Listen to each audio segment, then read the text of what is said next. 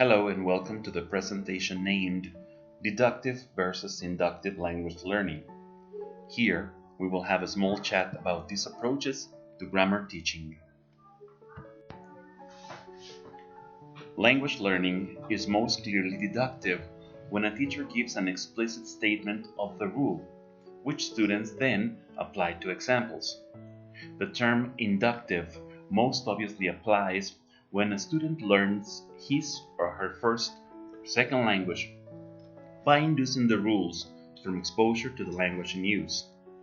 Deductive reasoning applies a general rule to particular instances, while inductive reasoning involves inference from the particular to the general.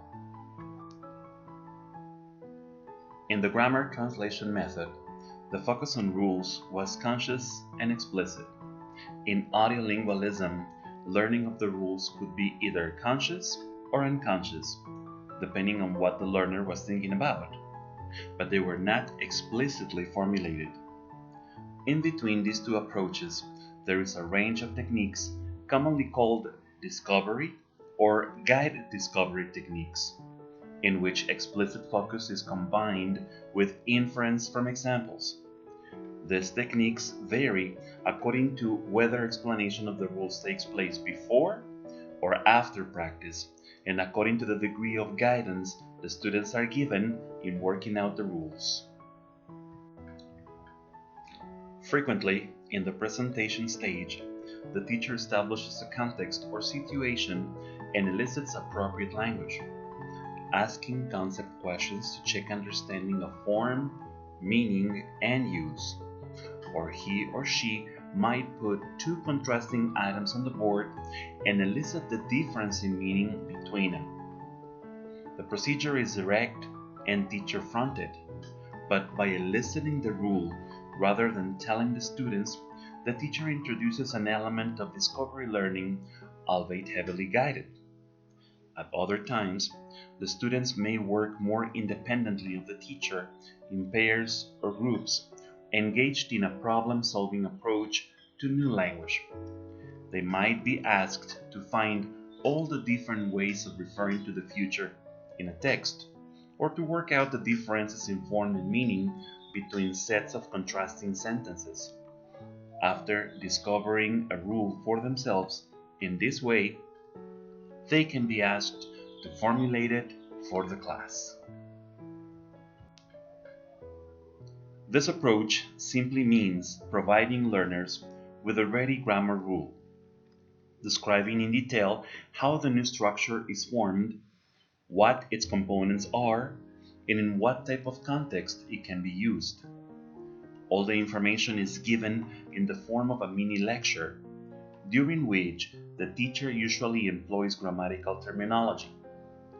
After the explanation, the learners are provided with examples illustrating the new structure, which they analyze, and are subsequently asked to apply the new rule to new sentences.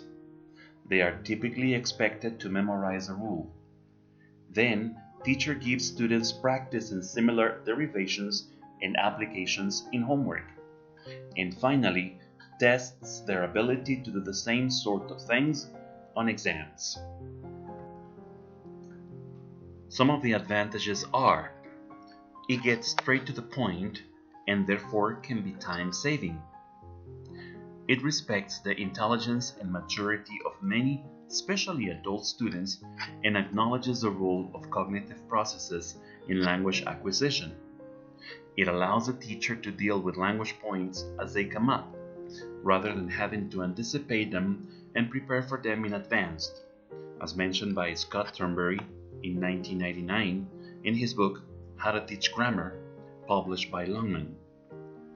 It confirms many students' expectations about classroom learning, particularly for those learners who have an analytical learning style.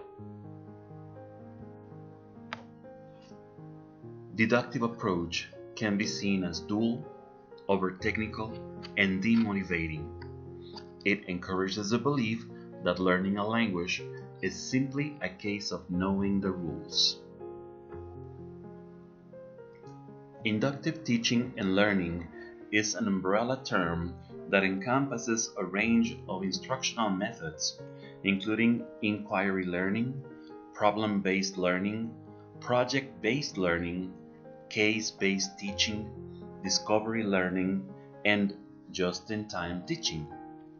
Instead of basing on a teacher-fronted transmission style classroom, this is a student-centered approach that allows learners to become deeply involved in the language they are studying and offers potential for reflection. In the process of experiential learning, that is, learning and doing, they feel more important, are less passive, and do not get bored so easily during the lesson. The inductive method has the obvious advantage that what the learners discover themselves, they are more likely to remember, a principle expressed in the words of Blaise Pascal, 1623-62. People are generally better persuaded by the reasons which they themselves have discovered than by those which have come into the minds of others. Rudnick, 2000. Note that students generally remember approximately 10% of what they read, 20% of what they hear, 30% of what they see, 50% of what they hear and see, 70% of what they say, and 90% of what they do by themselves. Students are more actively involved in the learning process rather than being simply passive recipients. They are, therefore, likely to be more attentive and more motivated.